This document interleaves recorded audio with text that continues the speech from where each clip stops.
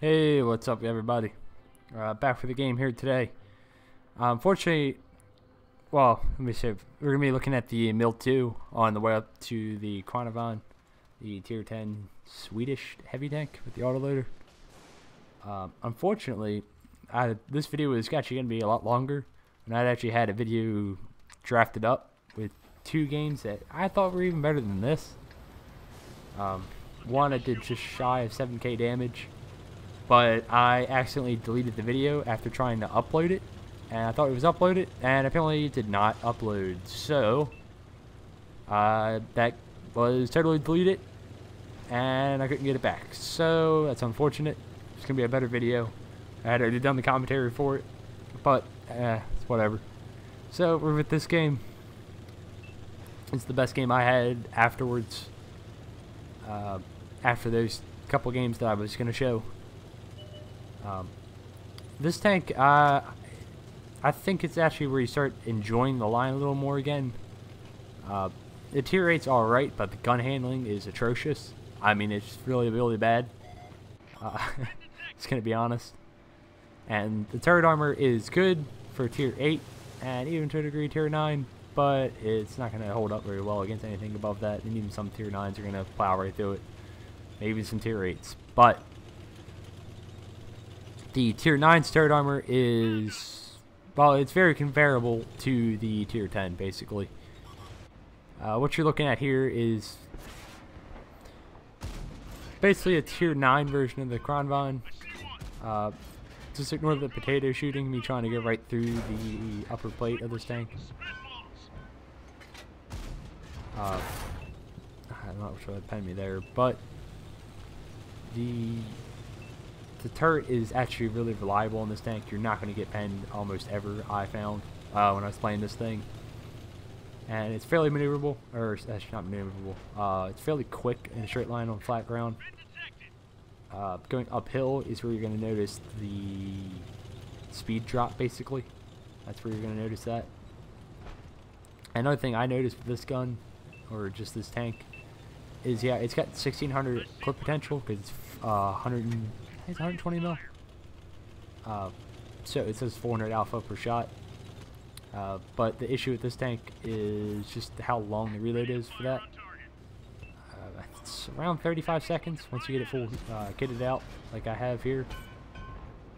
Which is, it's pretty, that's gonna be a long time.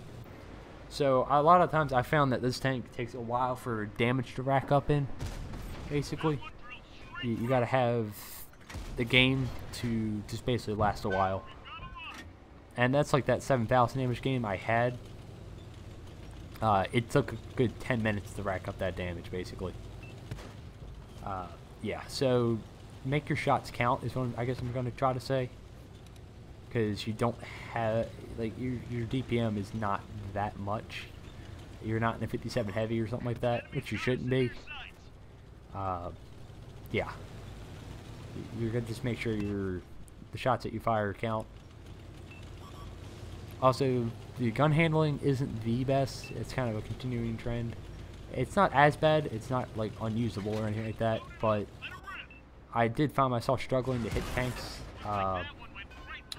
Stuff on the move, basically, is what I'm trying to go at. Like light tanks and stuff. It was kind of hard at times to really focus on them, just because they move so quick. And the turret rotation isn't the best on this, so add the bloom in when you turn the turret and when you move the gun. It was kind of hard to hit some targets.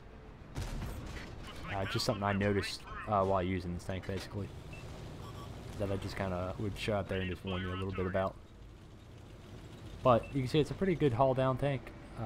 Just overall enjoyed it to a pretty good extent. And yeah. Granted, I have the Kronvan now, so this tank got sold. But honestly, if you're looking for a decent tier 9, this is all right. I could consider keeping it.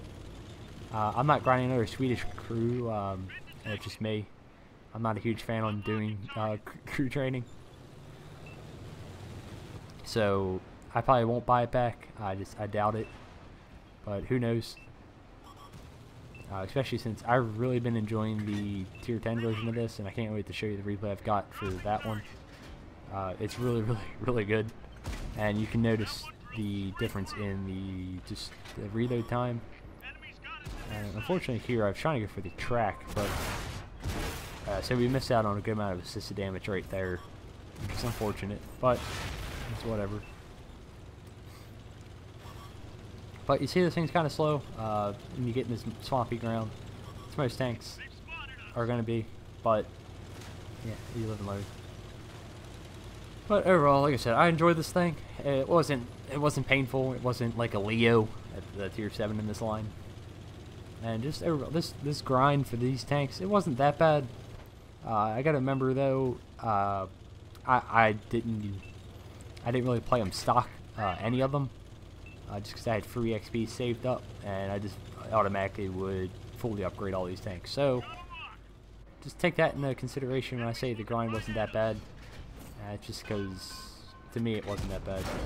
But you see, we're able to just sit here, and we're able to actually bounce his around. Now his friend in the Fosh, not so much, but here we're just going to either casually back up and just somehow pen him to finish off this game. And finish with just shy of 4,000 damage and 3,600 assisted as well from tracking and some spotting actually, since we were the furthest one moved up. So just last little warning with this tank, with that long reload, you don't want to be caught out by yourself. You want support in this tank, otherwise you're going to find yourself SOL basically